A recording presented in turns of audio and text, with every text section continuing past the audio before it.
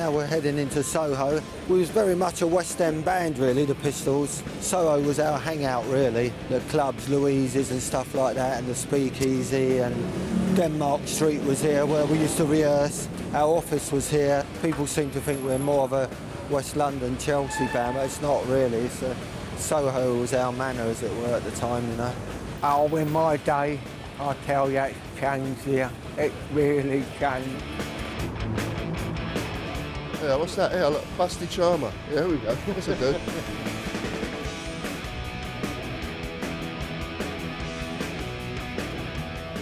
Come and meet first floor. No rush. Hot time. I think I might go up there. Money dough on you. Tenner. I think it's a bit more than a tenner nowadays.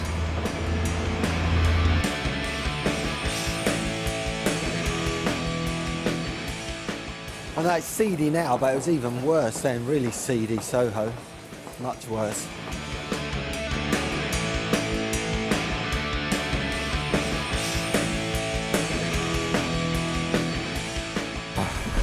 That's better.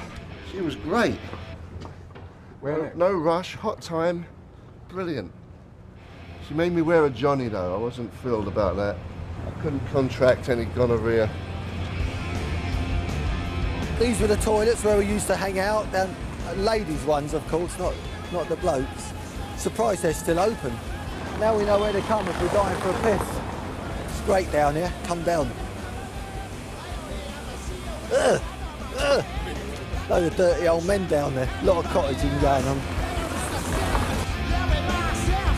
Thank you. La la la la la la la la. That means strong. Strong like wood. Want to go to Louise's? No, Louise's? Was that it? Or was that it? This was the famous Louise's club where we used to come and hang out. It was a lesbian bar where all the underground weirdos congregated way before the punk thing started, really. We went down there a lot and it was a fun little hangout. I think we used to think we was really decadent coming here and hanging out. It's the only place to come though. After we played at the Marquee or the 100 Club, we'd come back and have a late night drink here. The Marquee Club on Wardour Street. It was the first show we played where we actually heard ourselves on monitors. We were opening up for a band called Eddie and the Hot Rods. And when John first heard himself on the monitors, he freaked out because he never heard himself, and he kicked the monitors into the audience. And there was a big old ruckus, and we got a bit of press out of it. And I remember the interviewer, some bloke come up to me. That's where this line came from. He said to me, "What are you into?" afterwards, because we all run out. And I said, "We're into chaos." I don't know why I said that, but it kind of stuck. It was one of them punk words. I'm into Christ, I'm into Christ. Do do do do do do do do. And when the other thing we was doing a lot was playing other places around London and turning up to play saying we had a support, firmly believing that we were the support band because Malcolm had told us. And he hadn't spoken to anybody about it. We just turned up and we were so convincing in the fact that we were the support band that they let us play. But we hadn't been booked, so we're kind of gate crashing gigs for no money. It's a bit Irish sex. I wonder where that phone box was. Now this might have been the telephone box that we did the famous all squidged in picture in. Might have been. I wonder what the other guys think. I think this is the actual phone box where we took the famous picture, actually. Let's try, you'll soon find it. Looks like a red phone box. That telephone on the top there. I think it is it. I think this is the one. Looks like the one to me. Looks like the phone box. No, I believe it was my idea, yes. Thank you. There's the GPO tower, post office tower, that's all, which was blown to bits by the IRA around that time, I believe, wasn't it? I like it though, it's a nice building. And where was the Notre Dame? Oh, it's down there. No, was it this one or was it the next one? It was down here, wasn't it? Do you know where the Notre Dame Hall is? Notre Dame Hall? Notre Dame Hall.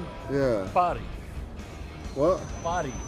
Party? Paris. In Paris. Oh, Paris. No, there was one here. The Sex Pistols did a show there. You ever heard of the Sex Pistols? I don't Excuse know. me, leave my bald man out, alright? He's a What are you doing, you fucking shit house? filming my bald men. Fucking liberty with this geezer. Where's the Notre Dame Hall? Do you remember that place? Notre Dame Hall. It was round here. We did a show there. We did a gig. It's round here somewhere. Andy! Hey! Where's the Notre Dame Hall? Look, stop fucking about and stand up. Oh, you are standing up. I'm standing up.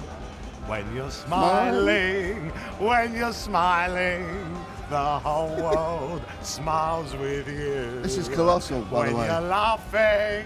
When you're laughing, ha ha ha, the whole world laughs with you. Don't know what I want, but I know how to get it. Where's the Notre Dame Hall? He just fucking skims tickets. He don't know. Huh? Well, why did you call me? When in LA? How long you been here? About a week. I've been busy. Look, can't you see? Got fucking time hanging about with you, pouncing about. Going to fucking What is all grasses, this getting for? spanked. What's up with you? I am an antichrist, I am an antichrist. So what is the Notre Dame? It was just, it wasn't like... Oh, I know where it is. Yeah. it up here? It's called, it's a theatre now. That's right. 1 second on the left. That's it. Yeah, this was it. This is where I prayed.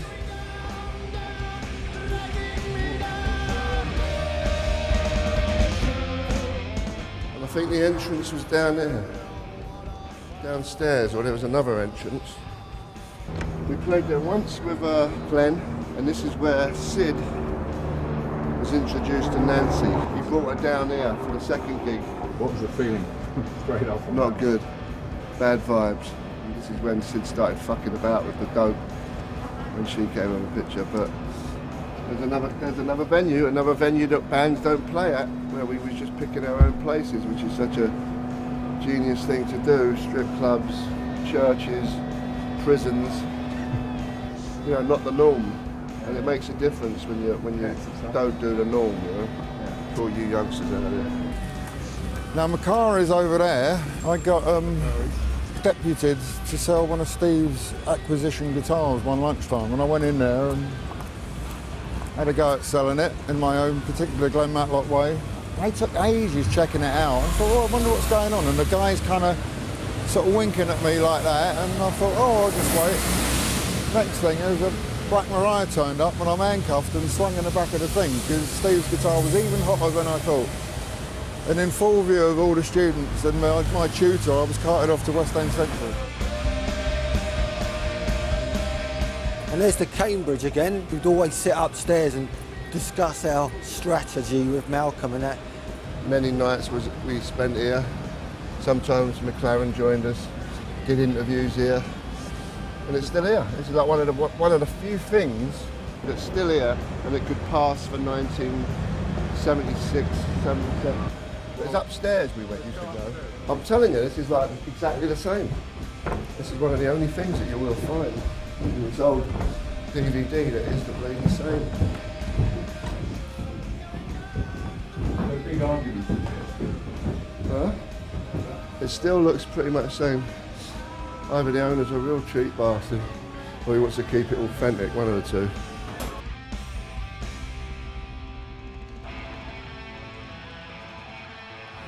But they had a pretty good jukebox up there, and I did get the idea for one of our songs from one of the records on there. But I won't say which it is, you can work it out for yourselves.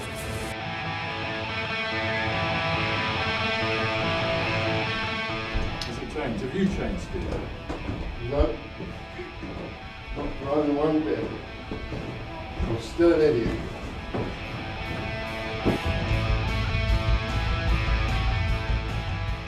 Was there a strip club down there called the El Paradiso? I ain't got a clue, mate. See, told you. Here we are in Brewer Street in Soho. But I'm pretty damn sure that used to be a place called El Paradise where we did a semi-infamous gig. In a strip club, we hired the place for the night. The dancers were in the back room and we'd come on for like about an hour and then it went back to normal as a strip club after that. Had a tiny little stage with the little footlights around, you know, where they used to have like burlesque girls getting their kit off and stuff. We took it over for the night and had a private party. Some of the girls who worked there, and they came in, so they gave us a bit of a strip as well as an opening act kind of thing. Except I think Susie thought she could do it better and got up and did a turn. But it was funny because it was filthy in there. I remember going and setting up for a sound check. And us as a band went and bought some disinfectant and a broom and a bucket and just gave the place a big sluice around before we played. Let's have a look. Fully equipped schoolgirl secretary uniforms. See, the trouble is all these are fucking bogus pictures. Not one of them's a real picture, so you know full well that when you go to any one of these, none of them are going to be there. It's going to be some old fat old scrubber with a beer gut. You're definitely going to get that when you show up, I'll tell you that. Look, Agent Provocateur, their first shop, which is Vivian and Malcolm's kids own those places. Yeah, we're heading down now to Chinatown. No, I like them fucking three birds over Chinese. Gorgeous. Yeah, I like a bit of duck, a bit of Peking duck. Not them ones though. They look like they got fucking bird flu. What is that? It looks like a fucking an embryo of a fucking turkey. I wouldn't eat in this place. I can't help thinking that this is like a Dickens fucking novel around here. Isn't it? It's like fucking Dickens. This isn't have the skills we've got. You always think like a fucking bucket of piss is going to come flying out the window any second. You know, we were kind of Soho lads really, just knocking around. There was always some subterfuge of skullduggery going on around here. So it seemed quite a fitting place for us really.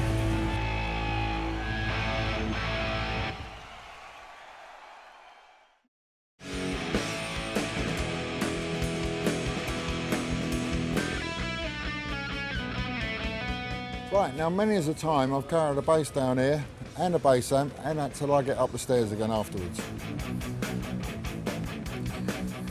We played here 3 or 4 times. We started off playing with next to no people here, and then at the end of the summer of 1976 we had this place rammed with the first ever punk festival.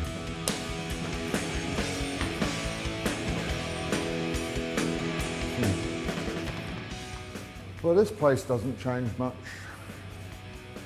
Where are we? I wonder if you can guess. 100. The 100 Club in London's Oxford Street. Let's hit the Sex Pistols, come on.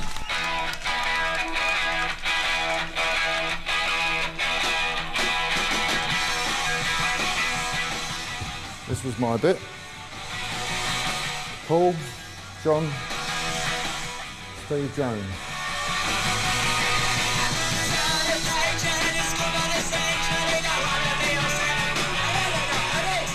There used to be a nifty little Chinese restaurant there, actually. You could order your food before you went on, and they'd have some egg foo young ready by the time you finished playing. But yeah, it was just a real good kind of homely club that was ideal for us to cut our teeth in. When we started playing, it was just a few mates. It was like my mates from art school. I think Sid was more like down the first gig. Some of his North London crowd. There was people sitting around the edges gawping at us in disbelief at the horrendous racket we were making. But then it became packed quite quickly, and there was no room to dance. And I think because of that, that's when Sid invented the pogo. The pogo? Oh God, that. Because you could do it on the spot. And like I went down there one week and there were all these hippies like doing it, you know, just going dum dum dum dum dum dum. You know, I just wanted to puke. I had this sick feeling of like embarrassment in my stomach, you know. It shows how gullible people are. Just asked Jeff, the man who runs the place, why there's no picture of Sex Pistols up, and he said there's a good reason for that. They've all been nicked. The 100 Club dressing room. It's fantastic, isn't it? I'm sure these walls could talk. There you go. How do you ever off, Liz? Denmark Street, oh, it's always been Tin Pan Alley, yeah, it used to call it. It's where all the old songwriters came. This is where you would come to buy all your sheet music, as it were. Here, beauty is created, for this is where music in all its forms is brought to the public. This is number 6 Denmark Street. I lived out the back. We got this rehearsal place, and it was a little room downstairs and a little place upstairs that we converted into like where I used to live. There's a picture of you on the wall. Is there? Oh, let's have a look. Well, that's lucky we run into you. Sure, they've done it up. I always used to worry about coming. It was always dark and there was all a cellar with rats in there. And at night time we had no lights or anything. So we would always be weary about them, and they would be in the rehearsal room as well, all these rats, and they're running about all over the place. The Plague of London, that actually started at the end of the street in St Giles's. So we've had 2 plagues of London now, the real plague and then punk rock. So, so I used to live here with Steve at some stage. Not the best of flatmates, but he more likely says the same about me. It's all right to come through. Yeah, of course. I'm Glenn, by the way. It's a lot smaller than I remember. This is where I used to live, but we had all cork on it. But you can see where John's done some drawings. Here's me, Fatty Jones. It's just John's likeness of me. I think it looks like me. Bull crap. See, look, I'm not as fat as that. Not at all. I've lost a lot of weight. You had your teeth fixed as well. Yeah, and them. It's good that you kept all this. We just had it all done up. We thought we'll spend a bit of money on the place and flash it up because it was a right dump. And John came in and goes, I don't like it, it's all posh. So he started getting the marker out and we was all going, oh no, he's ruining it, you know. How you doing? Good one, Malcolm there. Holding the cash. Nanny Sponger, yeah. Was she ever in here? I don't remember now, she weren't allowed. That's Sid, it's a good likeness. What's he called him? Ego Sloshos. We had 2 beds set out there. My bed used to be here. Steve had a bed there which he shared with quite a few people. There, and I had a bed there that I shared with some. We used to have our own parties here. I won't tell you what went on. Can you imagine? What is this now? What is this place? No, Agnes B, the fashion designer. Got any free clothes? This is where we really kind of took it seriously. It was just great having a base, you know, and somewhere to leave the gear set up. And we used to turn up here every day of the week. You know, so if there was half an idea floating around, we was in a position to do something about it and at least find out if it was a rotten idea. This down here, that's where we used to rehearse.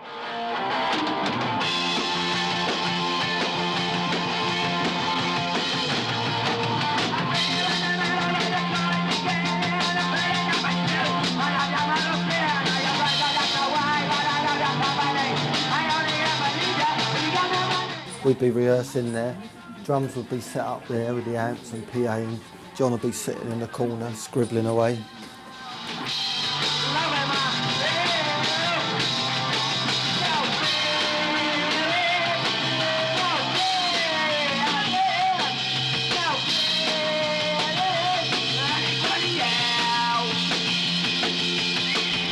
Off we go. So that's Denmark Street. And yeah, it brings back a lot of memories actually. It's almost a tear coming to me. Oh, music everywhere.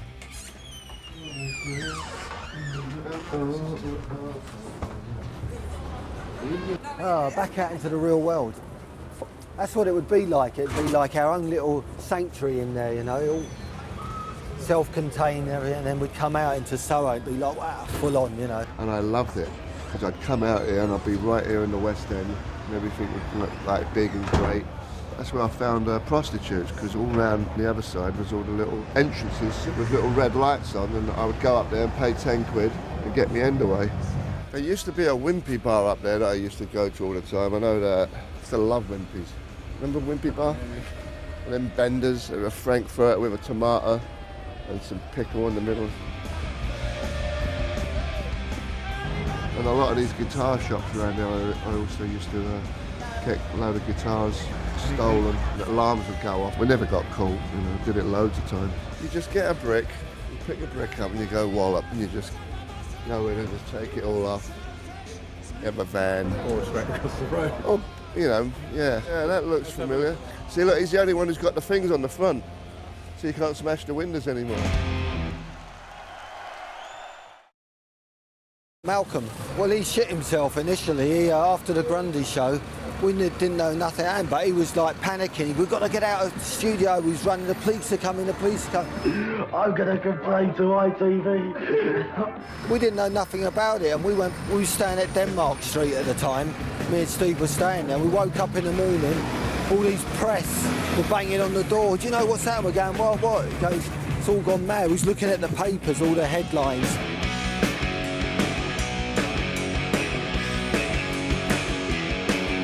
The filth and the fury, we're running down Oxford Street and they were chasing us down here. Like, we ended up in Dryden Chambers, you know, our sanctuary, and man in the barricades, you know, like keeping them all out, shutting the doors and everything. Oh, it was crazy times. You wouldn't believe it, honestly. This used to be Dryden Chambers, would you believe? That is now Clark's shoe shop. And this is where the office used to be, and Malcolm's, and everyone knew this is where the Sex Pistols offices were. And you used to get some Teds hanging about outside waiting to bash up any punky looking people who came in the door, so you had to be careful when he was coming down here. And this is where Sid shot his famous little bit in the Rock and Roll Swindle, where he's selling all these mugs and everything in the doorway here. Who else wants something? Come on if you want something, you cunt.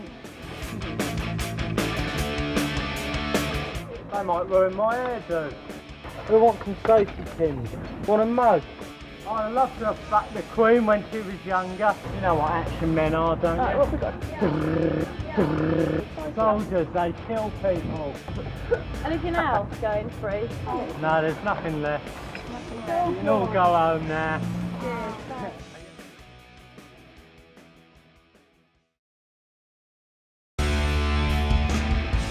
Now here we are at St Martin's School of Art, where I attended in about 1973, 74, and then I left in the summer holidays of 74 because I got involved with the Sex Pistols, and as you can see, we did our very first gig here. They put this up a couple of years ago as a kind of mock tribute to us. They asked me to unveil it, that was quite nice. But what happened was, nobody wanted to be social secretary that year, so I came in and booked our very first show here, the first day of term, and then went to the bursar's offices and said, I'm not coming to do your degree course, I'm joining a rock and roll band. And I thought they was going to say, oh Glenn, please stay, and they didn't. They went, oh, all right then, so I was a bit scuppered after that. The gig itself was, I don't even know if it quite qualifies for a gig. We only got to play about 4 numbers. We were supporting a band called Bazooka Joe, and the deal was I'd arranged that we used their equipment to save lugging it along the street because we didn't have a van or anything. And then about half an hour before we were supposed to go on, they decided they didn't like the cut of our jib and wasn't going to let us use the equipment. So we had to go and back to Denmark Street, trundle all our stuff down, get it right up 6 flights of stairs in the rush hour. So we weren't happy, and they weren't happy with us because I think they perceived us as some kind of a threat. So words were said. Then after about 4 numbers, somebody pulled the plug on us. And it just led to a big kind of punch-up, and that was it, really. Who's that there? That's me. Someone had told you while you were hanging around on your quaalude That there was going to be a book here of us? No, I wouldn't have believed them, to be honest with you. Did you know it was going to be big when you carried the gear over the road? What was going to be big? The band? I had no concept. No idea. It was exciting, I knew that. Shepherd's Bush still looks as dingy as it always has done, so it hasn't changed that much. It's a shithole. Now you can get all papayas and aloe vera down here, so it has gone a bit upmarket, I guess. Just a few more turbans than there used to be, that's all. Is that not political correctness? Get the... Pretty liberal. That's it, get them in. Get the turbans in. There was a shop down there called Stewart's where we used to get our tonic suits made. It was this Jewish tailor. All the skinheads used to get our suits made up for about 10 quid. Look, cassettes. Who the fuck has cassettes still? Snide ones, isn't it? Did you used to buy cassettes? Didn't used to buy anything, mate. That's how it's done. So it's just like that. Look at that funny thing up there, look. Look at that up there, look. So where did you two meet then? He went to Brackenbury School and I went to Flora Gardens. And I think when we were about 10, we used to cross paths. Like, he used to go one way and I went the other way. And I don't know how we first ended up talking to you. Well, you only lived round the corner from me, didn't you? So we was kind of bound to... Our mums knew each other as well, so they were friendly and so... And we were in a similar fashion, I guess. When the skinhead thing started, we were both into that before we kind of met, I think, weren't we? Yeah, but we both went to the same secondary school anyway, didn't we? It's like coming down memory lane, isn't it? It used to be called Christopher Wren's School. This is where we went to school, me and Paul. So secondary school. And when they started making these lists of schools, this one came very low on the list of schools in the whole of the UK. So they brought a new headmaster in and changed the name to Phoenix to give it a facelift. And I think it's been really improved since he got here. The reason I think it was so rough because there's an estate over there called the White City Estate where there was a lot of Herberts. There was a lot of nutcases came from there who came to the school, you know. Was it a mixed school? Did I shag and eat the birds is what you're saying? Is that what you're hinting at, Julian? I can't say that I did. I lost my virginity when I was 13 and it was in Battersea Park. Watch out. Here comes the headmistress. It was in Battersea Park when it was a fun fair and I fucked this bird over the miniature railway, over the Flying Scotsman when it was in the garage. I don't remember doing any birds here though. I remember nicking a car once and I thought I'd show off and come to school in it. And I was showing off like, you know, no one our age had cars then. And I wasn't paying attention and smashed into this other car. And I just remember getting out and legging it over in the White City Estates. And I thought, oh no, it's all over. But for some reason, no one ever reported it or anything. It was the weirdest thing. It was the best thing ever. I actually kind of like going to school. Yeah, we had such a lot. I mean, you was away a lot of the time, weren't you? Yes, in other schools. We are in Shepherd's Bush, and this is a place called Stamford House. They've got some trendy name for it now, Safer Community Division. Basically, it was a remand home that whenever you get nicked and you had to go to court, they'd hold you in here. It was juvenile. It was a juvenile place, and I think I was in here like. I think it was 3 times for some reason. I remember coming back here. But Paul used to wave, him and Jimmy Mackin used to come and wave to me. You used to have windows there, actually, you could see out and he'd be up there like that waving, oh, help, help. Oh, this was it here, that's right. Yeah. And we'd just like come and have a laugh and scream and shout while we was there, you know, until he got pulled away, I guess. You know? Yeah, look at it. You must have made you feel great, wouldn't it, seeing us outside here? Well, I'd rather be on this side right now than in there, I'll tell you that. It wasn't very nice. It was a bunch of other kids who always wanted to have a fight with you. Bring back happy memories, eh? Horrible. We'd always cut through here to the, coming from school on the way to the pie and mash shop.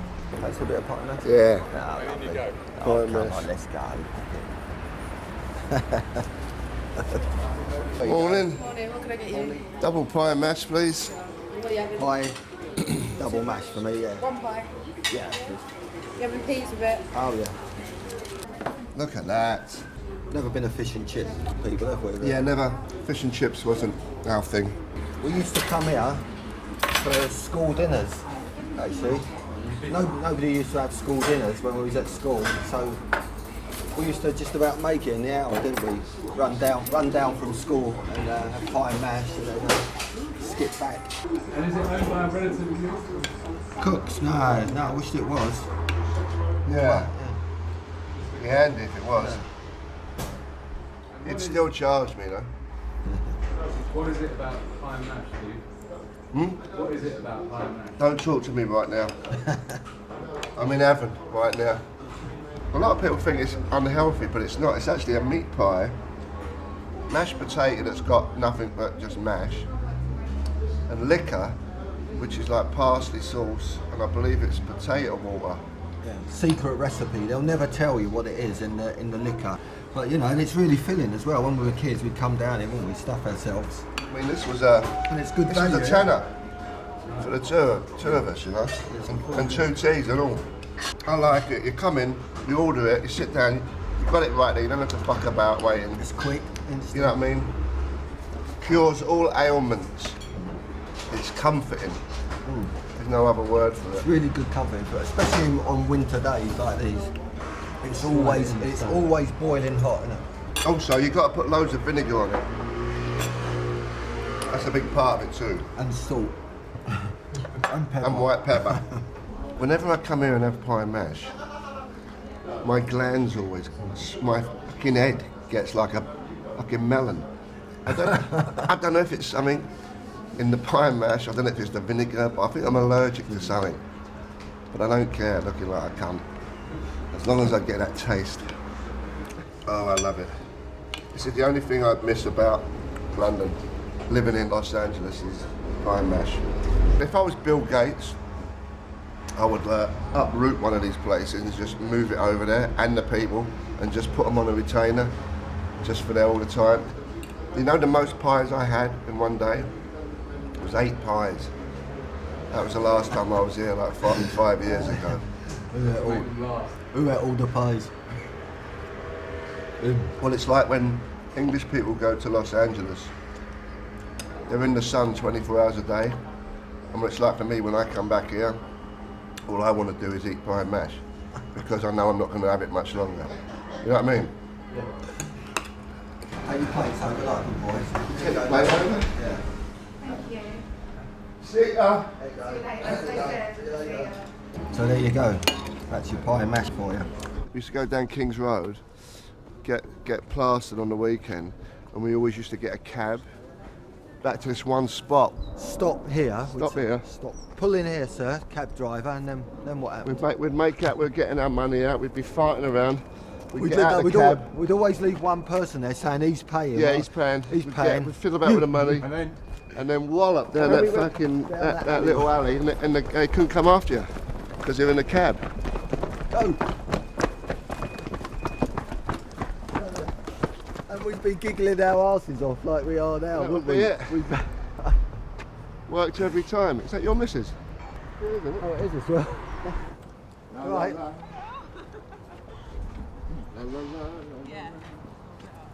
We never got caught. I mean, we used to do this near enough every weekend for like 2 or 3 years.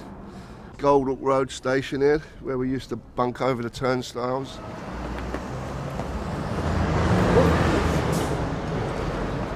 We get the train a lot. You know, you could just jump over them back then. In the old days, there would just be a ticket connector, wouldn't there? Right, so how did you get past them? Just walk through, run through. Just say, oh, the And mate's they got had them. these wooden ones, and you could just jump over them, no problem. I mean, You got permission to... oh yes, Yeah. yeah. From London Transport, yeah. Okay. Yeah. So it's impossible now.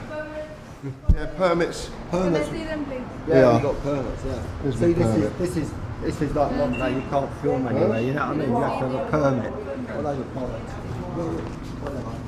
Bucket permits. Piss off. Now you got bleeding cameras everywhere and you can't do nothing now. It's much more fun being a tearaway back in the late 60s, early 70s than now. I mean, you never paid for a tube ticket, you just jump over.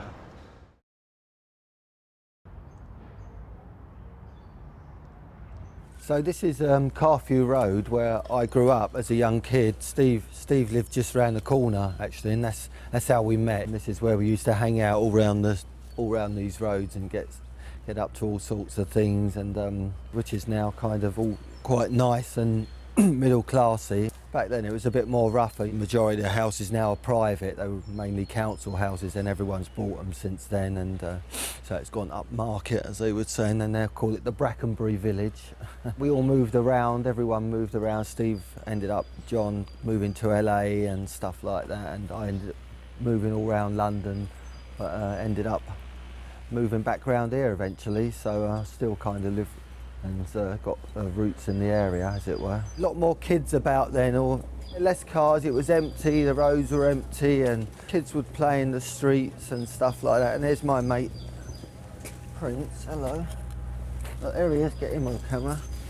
There's the street alley cat. He's still here. This used to be the local baker's, actually. I used to get up at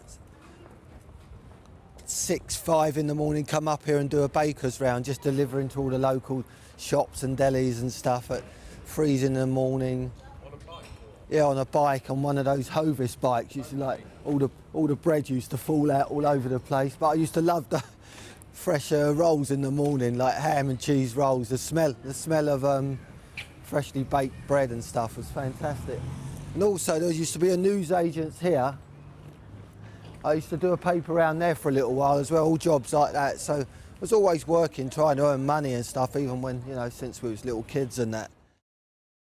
13 Benbow Road. Yeah. Nice. First of all, I used to live down here on a camp bed at the bottom of my mum's bed with a carsy out the back, one toilet, and we used to have a bath in a tin bath that we used to fill up with hot water. And then I think we moved up there to that first floor for about a year. My parents were on a waiting list to get a council flat, and we finally got one in Battersea, so we had to move everything to Battersea, but I didn't want to change schools because all my mates were still there. So it was a real trek in the morning, getting a bus and a train and a bus and a train just to get the... It was a drag really. I didn't want to move to Battersea. I didn't like it over there at all. But this was a real shithole. As far as the flat was way better. At least I had my own bedroom. Here I was always like on the couch or on a camp bed. So, but when you don't know any better, it's all right, you know. There was a coal cellar down there that I used to put tons of Nick gear, like tons of it, like guitars and saxophones and bicycles. It was like Pandora's box down there. What about your parents? Little treasure chest, huh? Did your parents know about it? They didn't really know, to be honest with you. No one went in there, in these coal cellars. No one used them back then for coal or nothing. I'm glad I'm not living here anymore, I'll tell you that. I'm glad I'm living in Beverly Hills, thank you. This is number 50 Hemlock Road. And this is where Wally Nightingale used to live, right here. That bedroom there was where all the magic started. Wally had one of my stolen guitars and we was learning Faces songs. He thought he was Ronnie Wood. He was delusional, by the way. We used to sunbathe out the back. His parents were very liberal and let us do what we want to do. It's weird being here, actually. It seems like 1,000 years ago. It's the strangest feeling. In a tiny little fucking bedroom. Well, at least he had a bedroom. I didn't even have a fucking bedroom. All right. See ya. Well, this is Hammersmith Bridge. The river was a big part of our lives, really, growing up around Hammersmith. These pubs over here we used to go into, the Blue Anchor. My nan used to live there, and I lived with my nan when I was really young. So I was always around here, this area. We used to watch the Oxford and Cambridge race here. Everyone today, not just here at Putney, but all over Britain, and however old, is either Oxford or Cambridge. We get on our Richmond, bikes. we get on our Nick bicycles and drive up to right up to Richmond. Really. Ham, all past that way. So it was a big part of our lives, really. And this school over here, St Paul's, was a real tough school. And I used to go in, and when I used to play rugby, and nick all their money out their pockets while they were playing rugby. Took from the rich, kept for myself. In the background is the Queen's Wharf, but that's the building where we used to rehearse when Wally was in the band, and that's where his dad used to have a contract there with Lee Electrics or something, and we had the use of there to rehearse there for about, how long was we there? Like, seemed like forever, like months, when it's 6 months. Oh, well, over a year, I think. John never came in. Yeah, before John joined the band. It was just me, Wally, Glenn, Paul. Nick Kent came down and jammed in there once. Had all the equipment, the bar, the rehearsal room, the parties. Just had to learn to play then. So.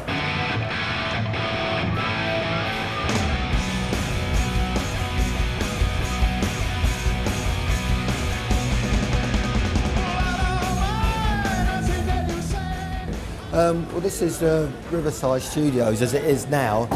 This is where we used to rehearse. Again, into the main studio where I think it's one of the rooms where we used to rehearse. Oh, it's changed a bit, yeah. It was actually a lot bigger than this room. Yeah. They've completely changed it in this whole place. There was no one in here. It was kind of derelict, but it wasn't smashed up. It was still pristine, but it was way bigger than this. Just one big room then, yeah. And we had the running of the whole Soundproof. place. No one would use it but us. We had Did You Know Wrong, and another one called Scarface, and I think that was about it as far as originals. And I remember we used to do Small Faces. What else did we do? Faces songs. Didn't we do Miss Judy? Yeah, anything really. We was just messing around at the time, learning to play basically, you know, and just learning our instruments, so we'd just whack along to anything. And we did one show as this line-up in here at Salter's Cafe, which was down King's Road, and there was a party upstairs, and we actually played that as me singing, Wally on guitar, Paul on drums and Glenn on bass. I think we did about 3 or 4 songs. That was the only other time we played with Wally in the band. Yeah. I don't think it was the Sex Pistols. Maybe it was the Strand or something. We didn't really have a name then. Yeah. It might have been Cutie Jones and the Sex Pistols. I'm not sure. But it was a disaster. I know that. You know, I didn't really like the singing part. That front end thing is not me. You know, that's when we got Malcolm came down a few times. We just had to make a decision. Yeah. You know, get rid of Wally, sling me on guitar. We had to leave the place because his dad was running it, you know, and that's when we went on as a 3-piece. We had it all. We had it all. All apart from an audience. It was all too cushy though, wasn't it? Yes. That's when we auditioned for a singer. We needed to shift gears.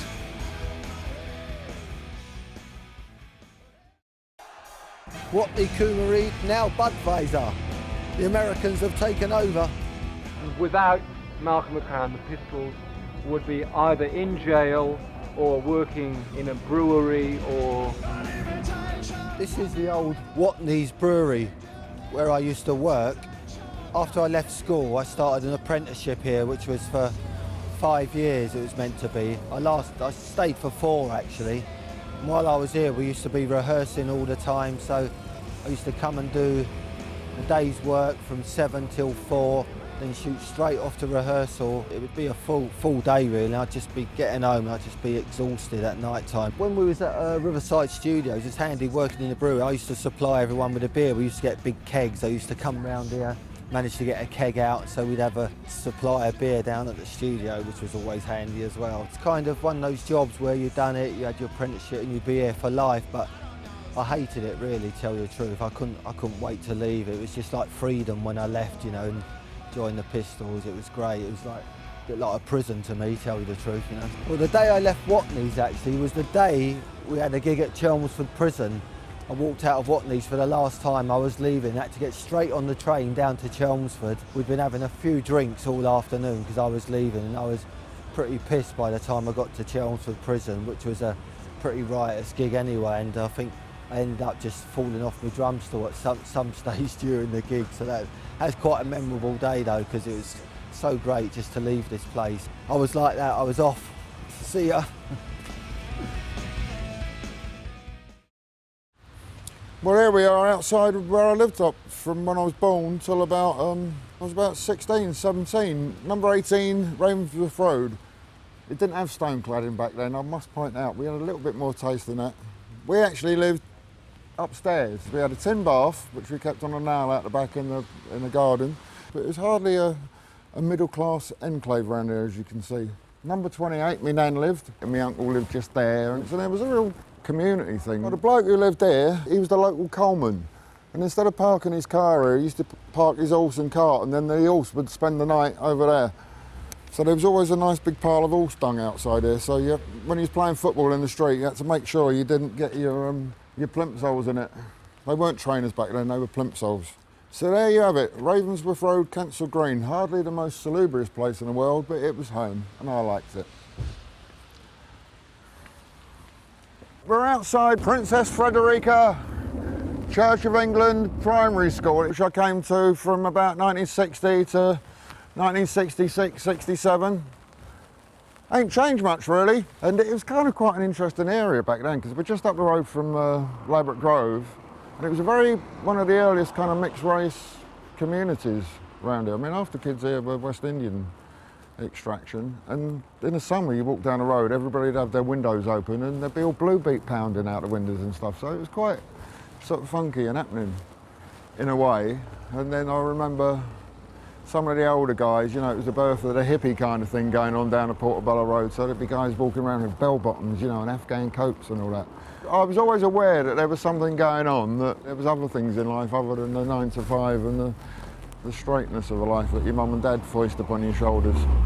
There was a big fog, I think it was 1963, it was like the last of the pea supers. I remember walking down the street and you couldn't see your hand in front of your face. We didn't get fog, that was too expensive for Shepherd's Bush. Didn't get out this far.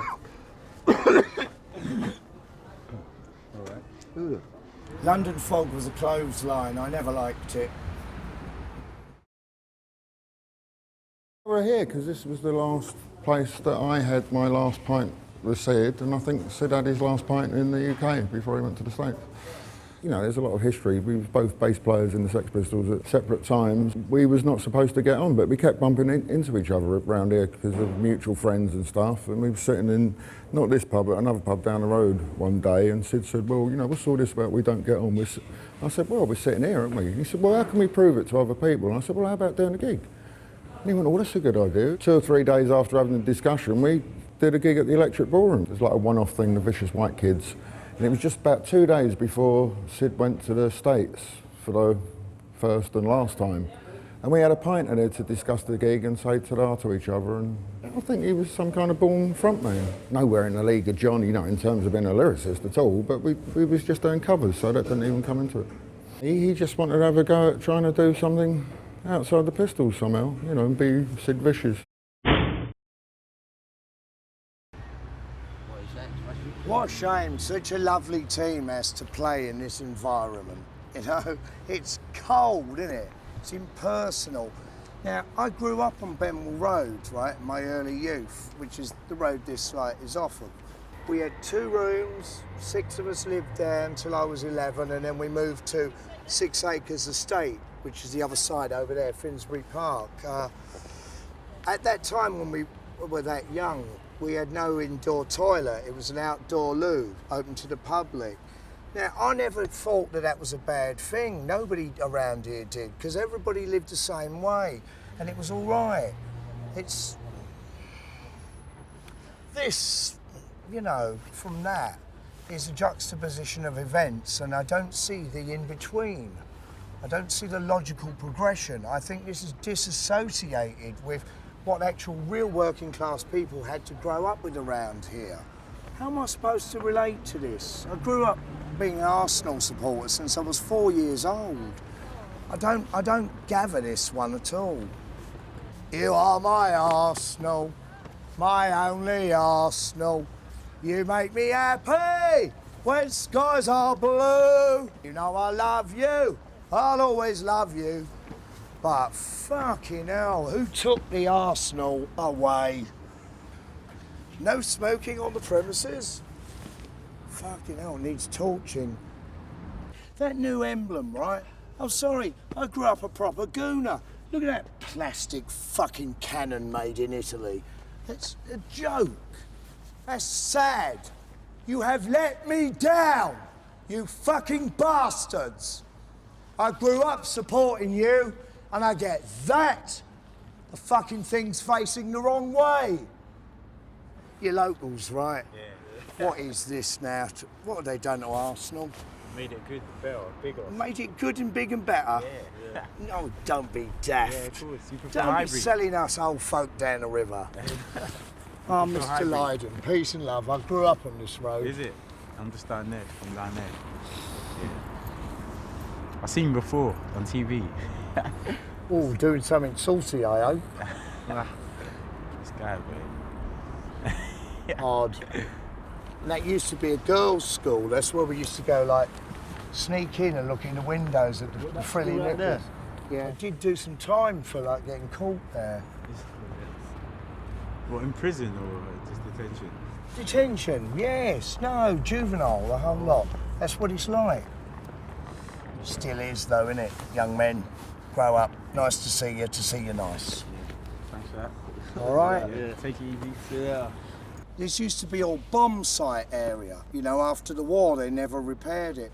And we grew up like tinkering with broken, blown up bits of things. And it used to be all right. I got bitten by a rat there once and I had to have a serious tetanus shot. But then I got bitten by a rat just about everywhere around here. That's how it used to be. I'm not saying that that was a good lifestyle, but God, we used to like each other as people, and they've turned it into this wasteland, right? Look at it. Where'd I go to school? I go up this road here, and then I go across to a place called Eden Grove, which was a torture chamber run by nuns, right? And Catholic religion is a vicious, bad-minded piece of work, let me tell you. All right, I mean, I had many illnesses when I was young, and I'm not really healthy anyway. But those nuns, because I was left-handed, right, it was seriously bad news. You can't help when you grow up whether you're left or right-handed, but to be constantly hit on the knuckles with a ruler because it was a sign of the devil to write with your left hand, that teaches you something, doesn't it? Adults are fucked. You're all fucked. The country's fucked. And nobody fucked me.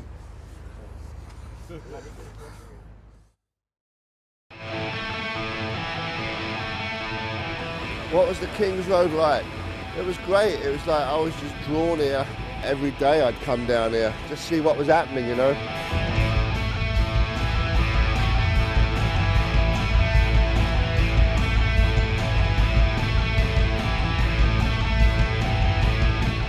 And just wanted to hang out. Wanted to be famous, I suppose. Get me out of that world that I was brought up in. I remember Alcatraz, Mr. Freedom, great gear trading company, which I broke into a few times. I actually got arrested for that because I'd give a bunch of the stuff to the kids round in Battersea, and the old Bill saw them all dressed in this flash stuff and asked them where they got it. And of course they said me, and they come and got me.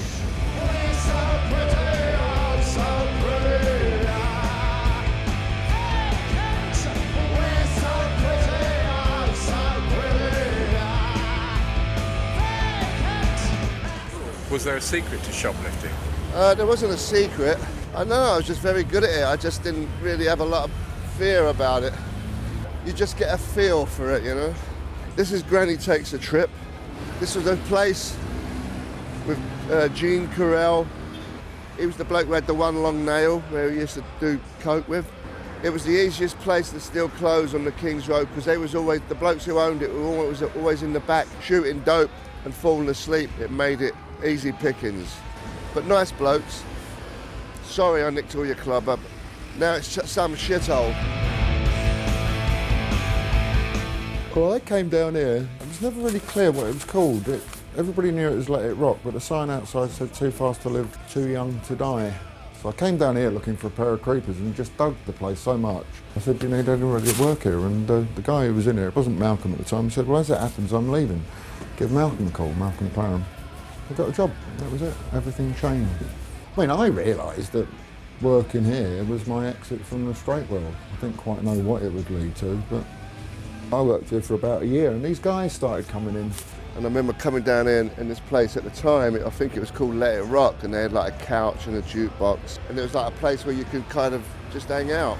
And it was my job to kind of stop them nicking things, I think, really. And it was Steve and Paul, and there was another guy called Wally and a couple of other blokes who hung around.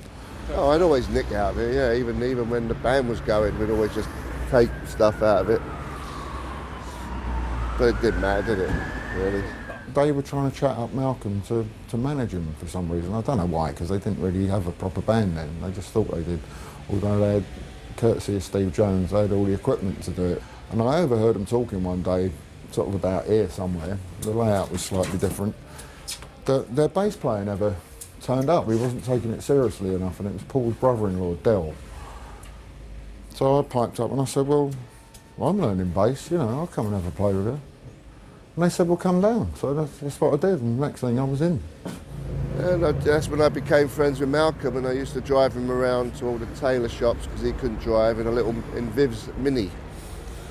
So this was a regular haunt, and this is actually where it all started. We was then looking for a singer, because originally Steve had been the singer. He was like poor man's Tom Jones, really. Cutie Jones, yeah, and his Sex Pistols. Somebody had seen him and said, look out for this guy, John Lydon, Johnny Rotten. John had green hair and the safety pins. He had the safety pins going way before Viv, and I'd always see him in here, and Sid used to march up and down here too.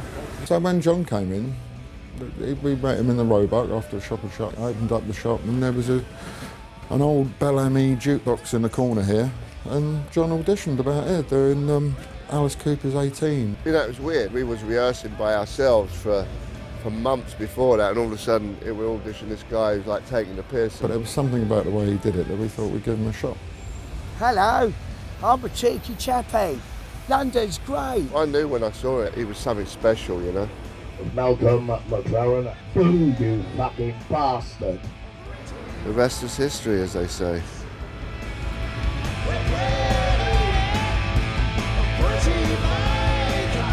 After a while, they changed it and it became Sex. The shop was called Sex.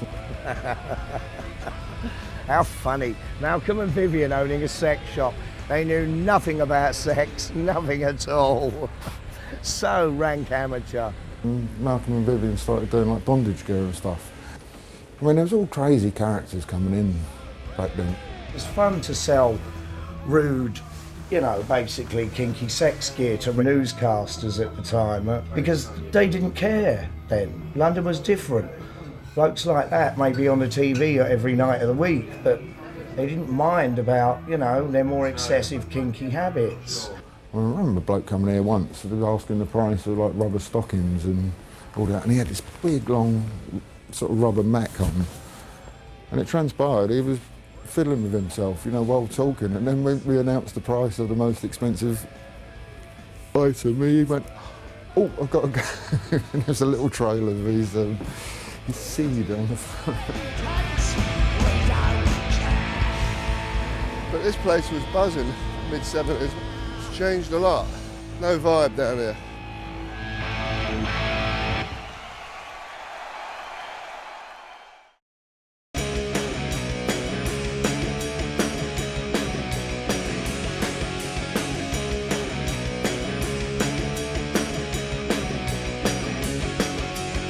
That wasn't last I heard the other day. In the upper graves where troops all lie.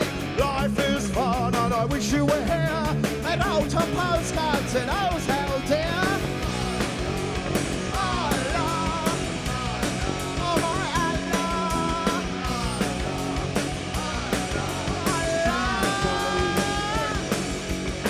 Let me explain this plan.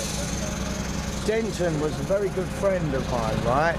Not my best friend, but the bear we knew him as, right? He did security for the Pet Shop Boys, and the Russian promoter managed to drive him into a tree and then into a river, and he died in Russia. So this is celebrating his death, because there is no death, there's life after.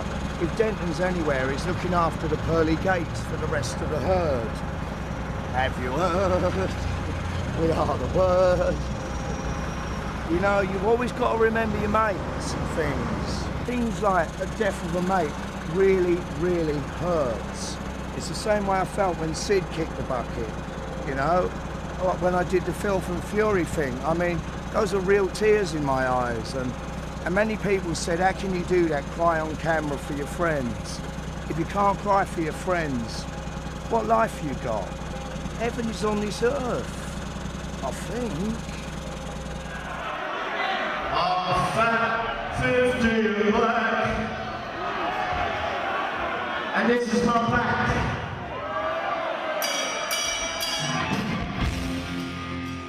I've just got back from a little bit of pheasant shooting. So Johnny went grouse hunting on his first Sex Pistol gig. That's typical me, just driving around London. I spotted it in a window in the shop and went, I like that. So that's traditional English. Yes, I fancied a brace of peasants. Didn't I have to deal with, like, the press here? I'm thinking I'm advocating hunting. I'm absolutely against hunting or the slaughter of animals for any other concept other than food. All right? Nothing on this earth is there for our amusement to kill just purely for amusement's sake. You know, it's politicians I'm hunting. Duck, rabbit, shoot! It does take it out on you doing gigs like that with me because it's 100%. The songs I do, I care about what I say. I don't want to come across wrong, but I suppose in the modern world now, anyone who has an opinion is going to come across wrong. That's how it's all been changed and altered. We've had all three thoughts stolen off us, but it'll come back again. There's always the nippers out there paying attention. I love punk. Right. Hate video games, superheroes, hate them. Punk. Well done, nippers.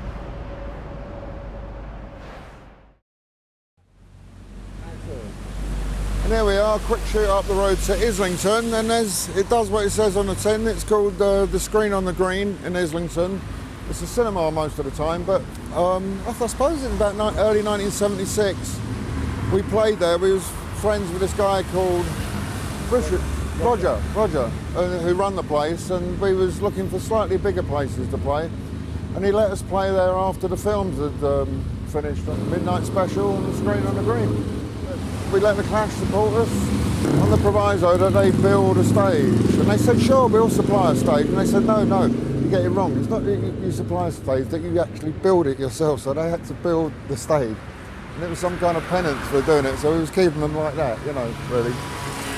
But how we ever got on stage with something that Mick Jones had put together, I don't know, So was there a rivalry between you two bands? It was kind of good-natured rivalry, I think, on my part anyway. We went on stage, John went to sing, and he caught his tooth on the microphone. The next thing, his cap had gone in the front row, so there was like Susie and Berlin and Billy Idol all scurrying on the floor looking for his tooth, Sorry, I lost my tooth.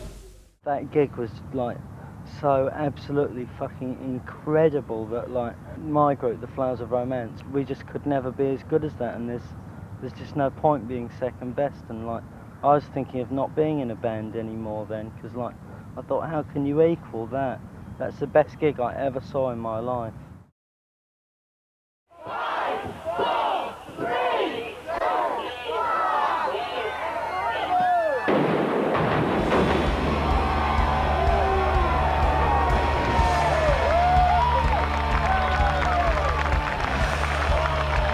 Johnny Rotten's going to take a bus trip through London for your dubious pleasure.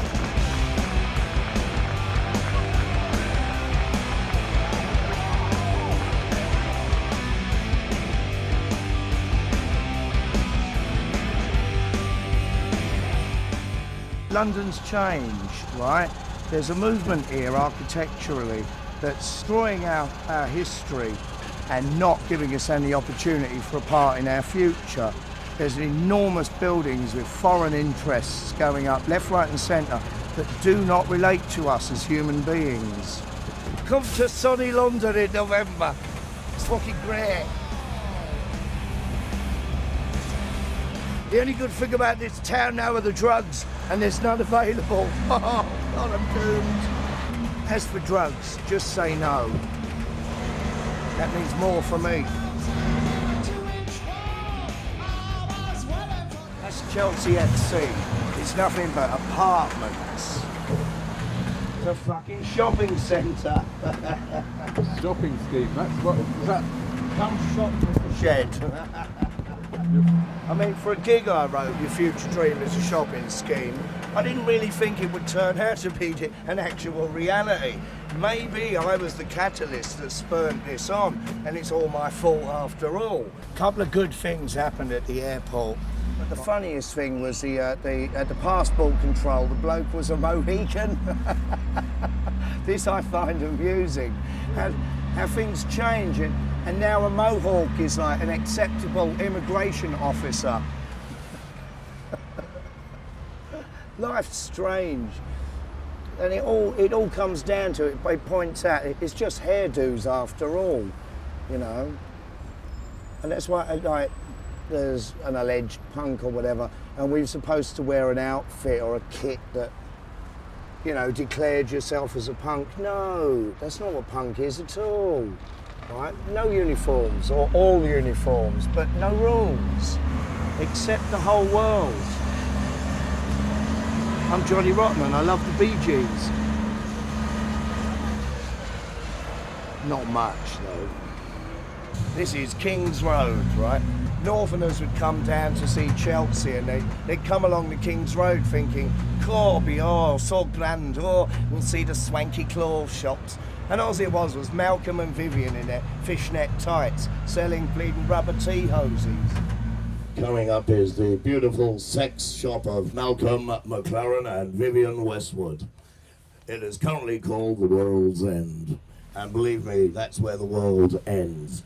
Boo, you fucking bastard. I used to live in the road over Gunter Grove until they turned it into a lorry freeway.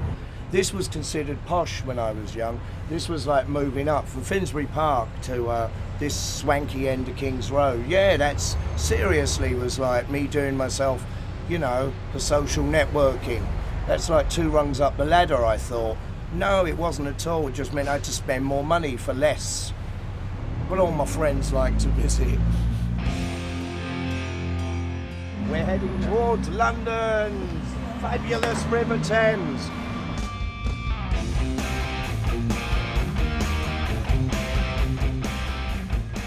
This is it, the River Thames.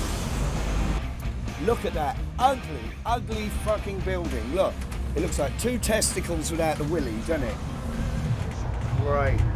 The only good thing there is the barges on the mud bank. There used to be a hell of a load of drug dealers that lived on these barges here. You know, it's not for me to cast aspersions about that sort of thing, but there used to be some good wild parties there, but that was 30, 40 years ago. Hello, poor people! It was a kind of a turning point when I came up to this side of town, because the swinging 60s had like just about died a death, right? But everyone wouldn't give up their long hair and their Rod Stewart perms. And there I was at my bright green carrot top. And it was a clash of culture. And I was seen as an outsider from, you know, that filthy part of North London. What am I doing up here, you oik? It used to be a laugh hanging out with Sid and the debutantes at the same time. It was incongruous, but it worked. More coffee, Vicar? I'd like 2 lines of cocaine with that, please.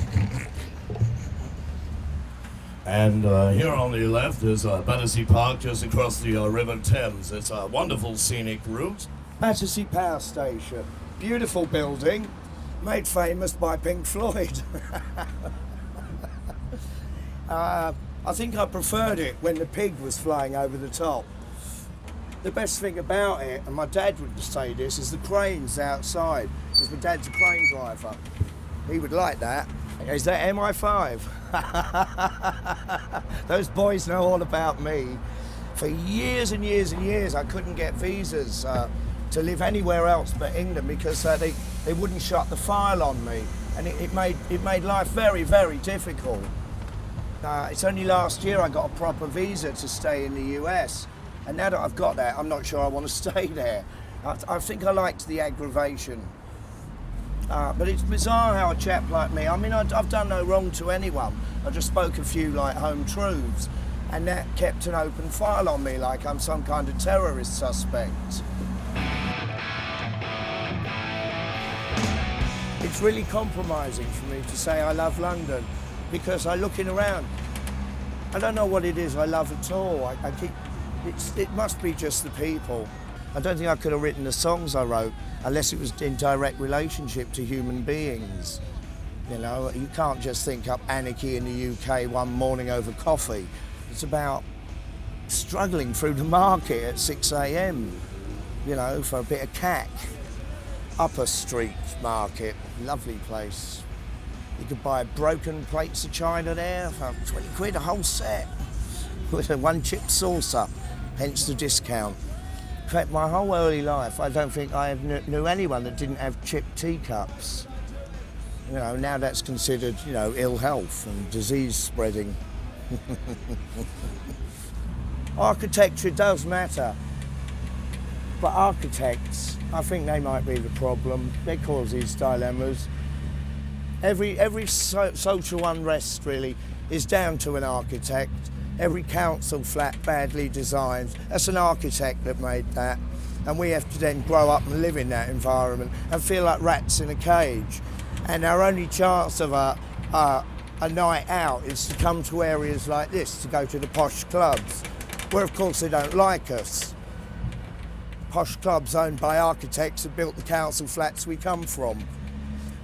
They're murdering the place. Hello, poor people. Hello, poor people. I kind of agree with Prince Charles on this. Hello.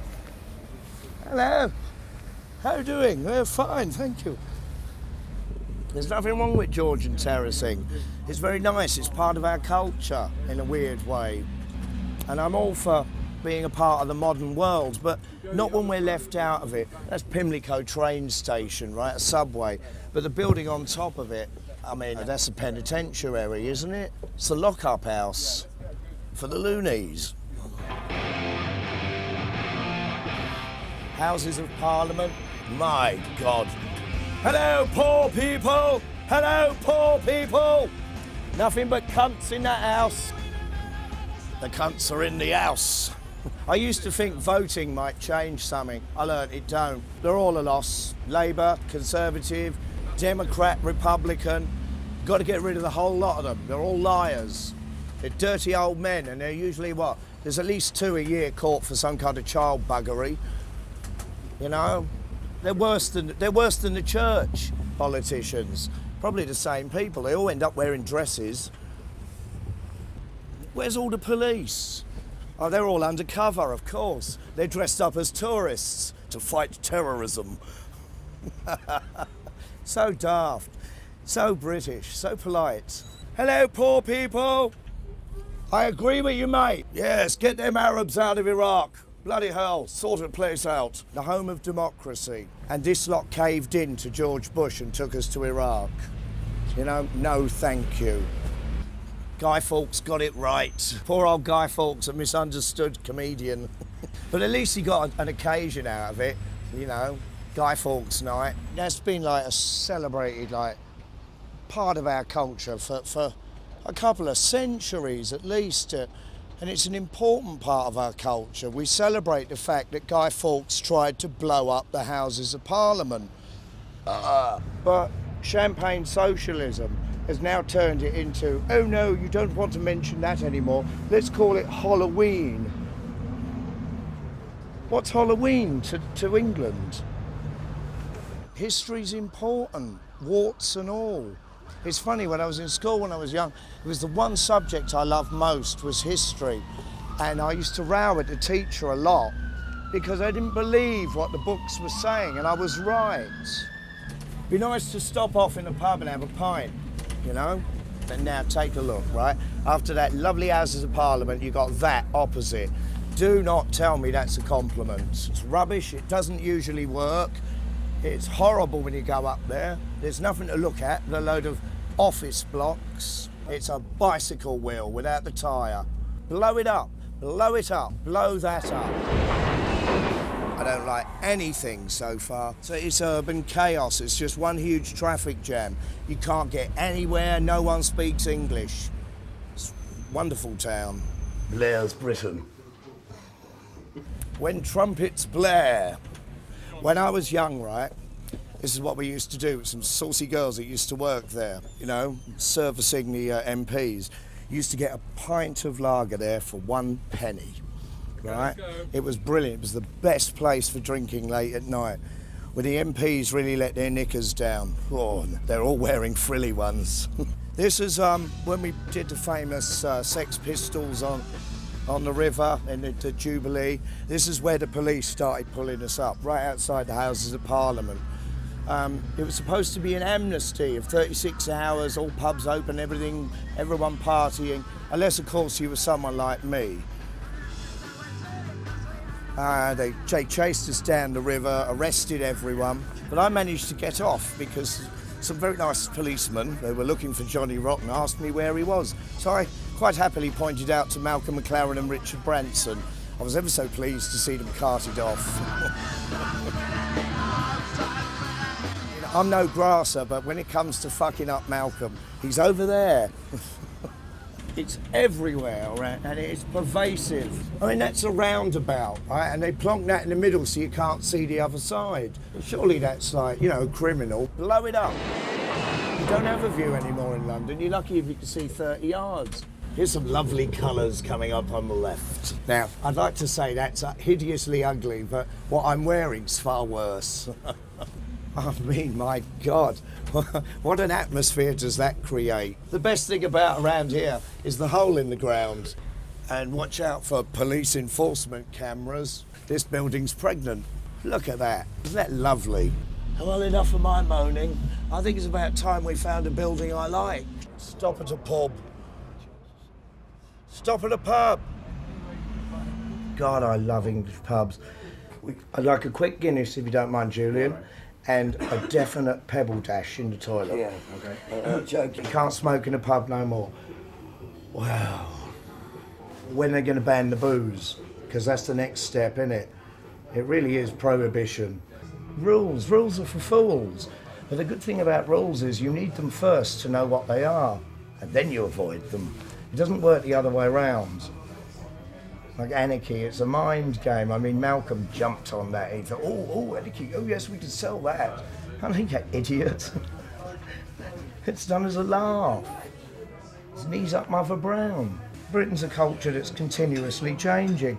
Immigration has gone on in this island since someone got on a boat and came to it. But there's a Britishness in it. Every race that comes here ends up being British. I know that because I'm Irish.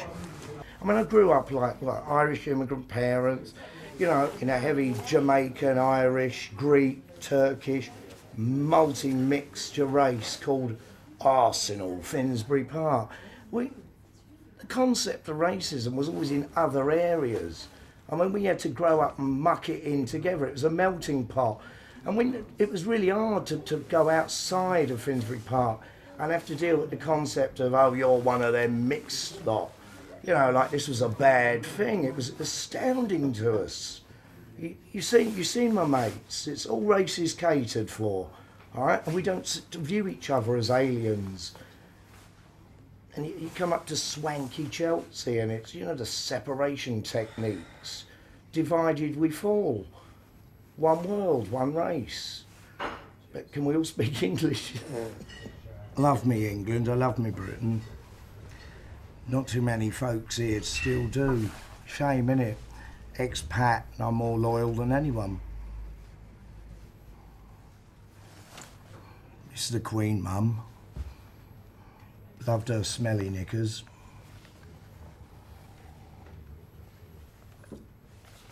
Now you may add your insults. I ain't got none. That's what England's become, fags outside. Well, maybe that's the right choice. This is what being an anarchist gets you. Hello. God bless. How's the cricket? Good for a laugh. Any chance of England winning anything? That meant no. As you can see, I'm still as popular as ever. Everybody wants to sit next to me. 30 years of fame doesn't do you any good at all. It's consistently trying to rob you of your real personality. This is like midday, and we're in a dodgy pub in a dodgy area, and I don't know anyone around, and they're all shy. It amazes me. I mean, I grew up well known as a shy bloke in London, and now I find I'm not shy at all. They've all become what I thought I was.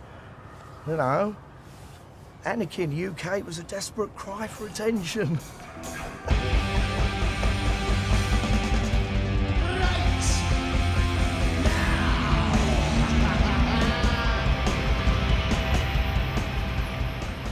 Many called this London Bridge. Whatever the Yanks bought originally, they moved to Arizona, I do believe. What they thought they were buying was Tower Bridge. It's a glorious concept of architecture, this one. It really is. The way those, like, you know, roads open up. Novelty. It's really clumsy architecturally. It really is an ugly thing. But I love it because it's so British. Ugly. You see this glorious thing here, right? Lovely old stone. Now, what is that? What is that? What they've done to this town is kill the culture. We know that's an alien object, right? It doesn't belong. And you cannot see that lasting, say, what, another 100 years? There's no chance of it. None at all. And that, look at that. What's that? A lopsided fucking scooter helmet. It's, ugh. It's wrong. Blow it up. I can't relate to this modern shit. I don't think anyone in the world can. It's corporations telling us that we don't count anymore, that they own our world and we merely exist at their pleasure. There'll always be an England. There will, you know, there will always be an England. Hello, London. How the fuck are ya? Hello, Polish workers. Welcome to Blighty. The drinks are on me. Now, down there, right, Isle of Dogs that way, you know, where the ships used to unload here, and they turned the Isle of Dogs, which was an incredibly hardcore working class area, into yuppie apartments. But you know what? You can't take the working class out of it. It doesn't matter what they turn it into. The Isle of Dogs will always be our kind of people. The Tower of London, a fantastic old structure. There, but for the grace of God, I'm not locked up in. Tradition and history, as opposed to this glass thing opposite, right? And the excuse for this building is, oh, the glass work reflects the traditions and at the same time represents the modernity of the future. No, that's an ugly looking thing with a lot of pipe work. It doesn't reflect anything, except it tells us whatever my culture suffered through the bastards that used to run the Tower of London has been reduced to a new load of bastards running London in glass fucking houses. You know? And these are the cunts throwing stones at me. Cheap. Oh, they're playing my music. It's my favourite rave tune. Oh, many a night I spent dancing to that tune.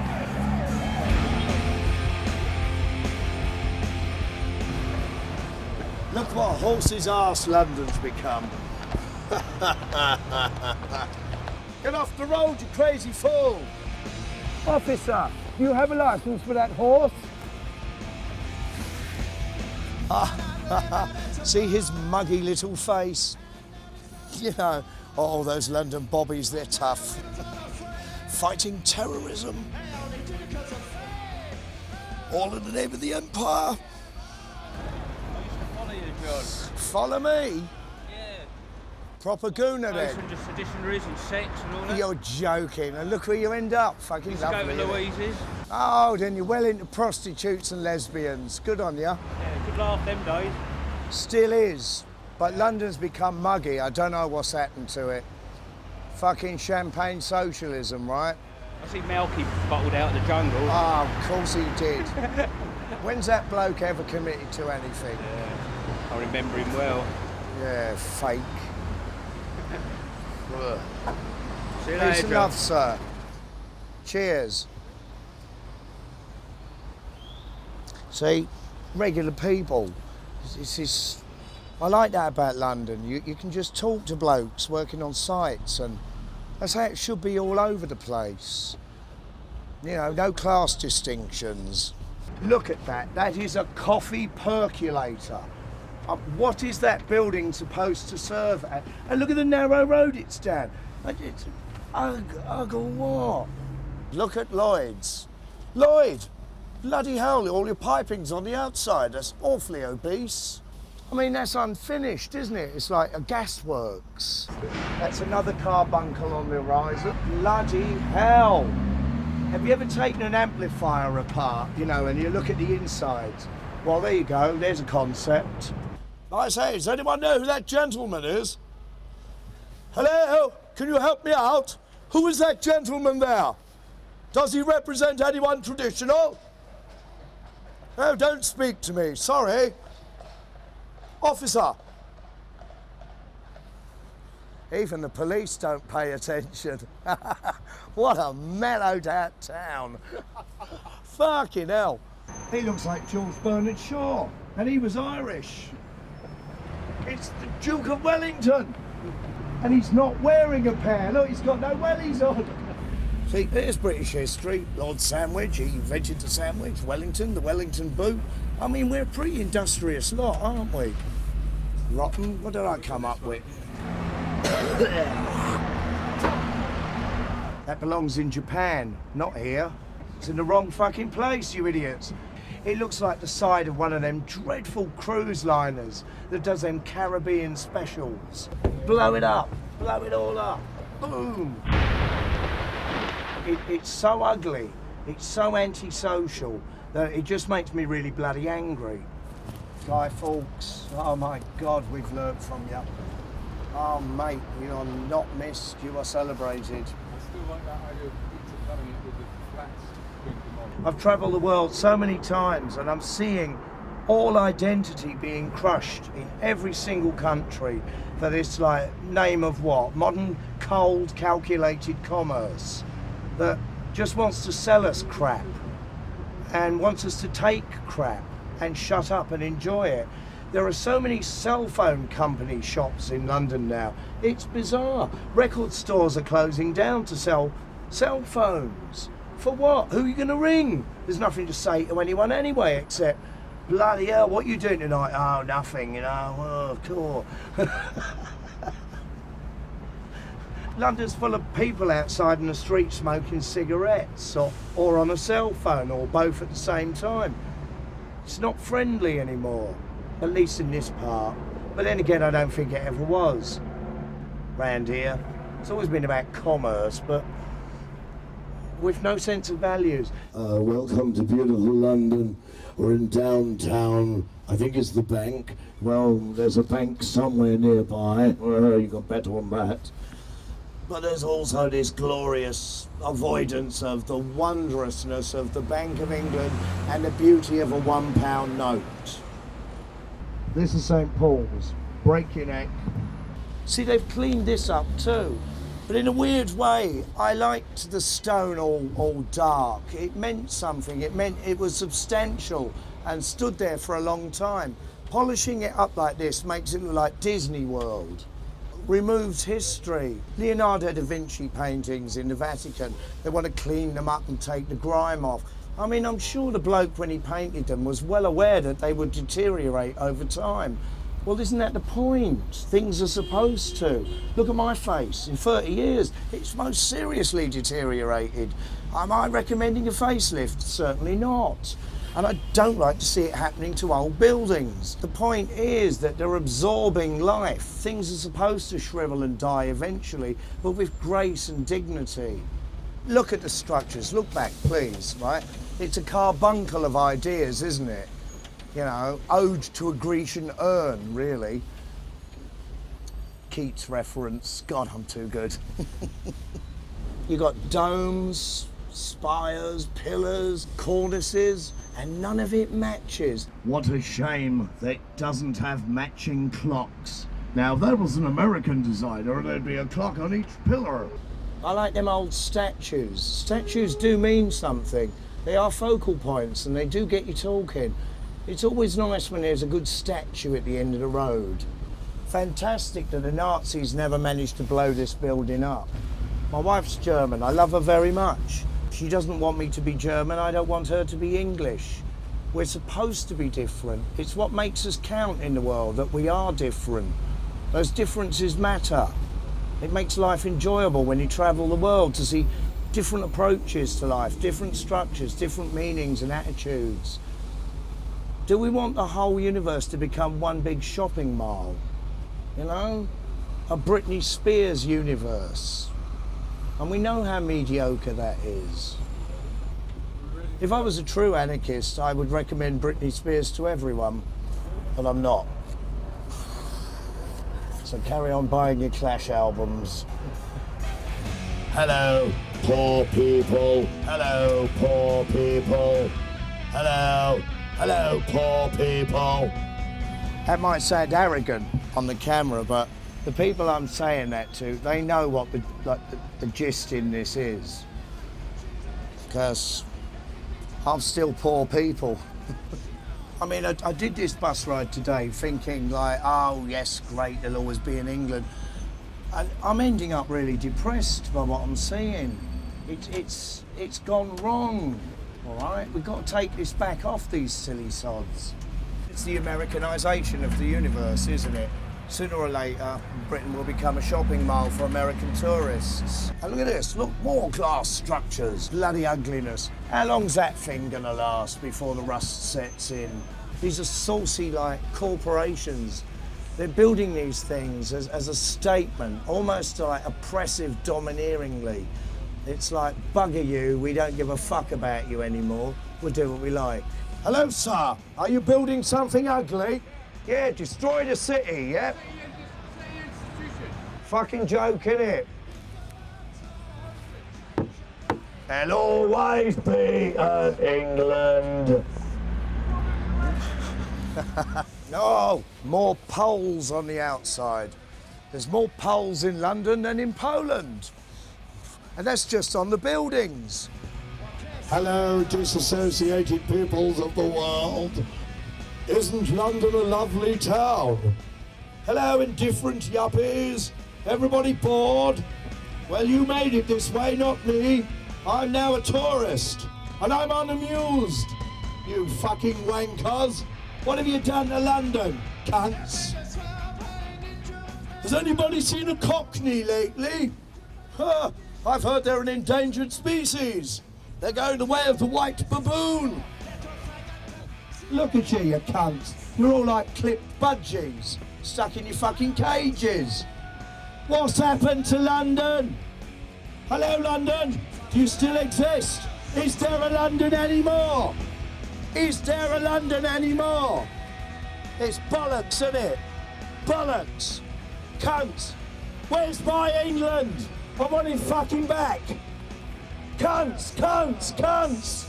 Yuppie bastards. Hello, workers. Building a new carbuncle. Thank you for destroying my country.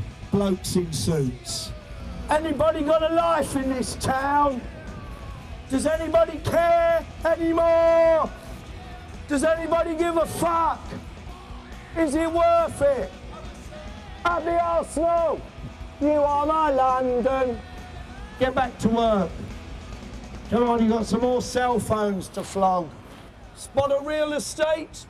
Got a yuppie apartment in Westminster for me? Super. Fuck off, everyone, for no reason at all. Fuck off, fuck off, fuck off. Is swearing antisocial? Words like fuck, cunt and bollocks, right? These are regular words to us. We grew up with them. It's the way you use them. It's the way now modern yuppie sport fucking bastards come down and try to reuse them. It is offensive when I hear a middle-class wanker go, oh, fuck off, right? It's wrong. Got a life? Have you got a life? Have any of you got a life? Have you got a life, sir? Have you got a life? I bet you got a wife. That means you got no life. That looked like a policeman. I should be careful. Who built that? Who built that? I want my money back. Who built that? Blow it up. You want a bus ride? Hello? Hello, poor people. Well, we're still following the police horse's arse. Right, that's how far we've gone.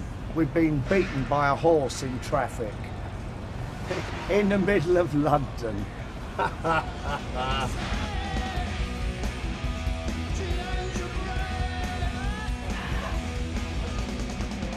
It's all right, London, though, really, isn't it? You know, where else can you moan like this?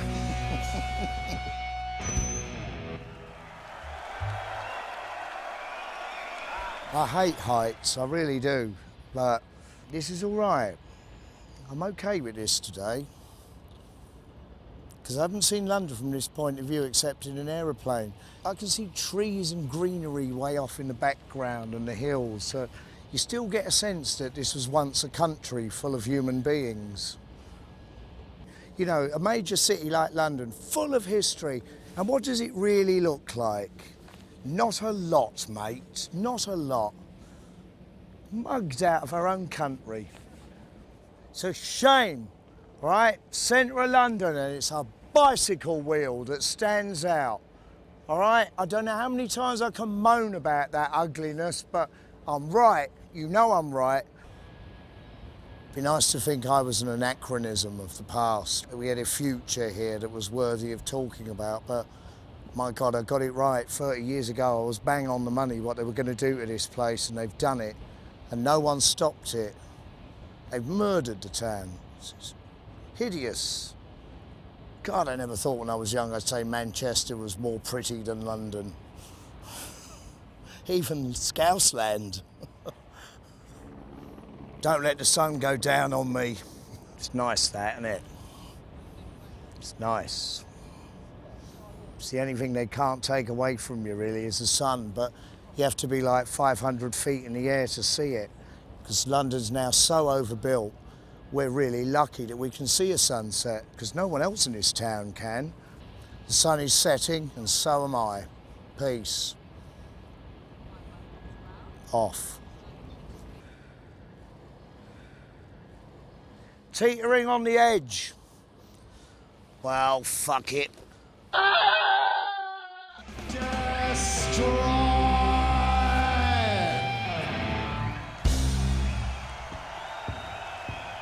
Thank you. There is no place like London.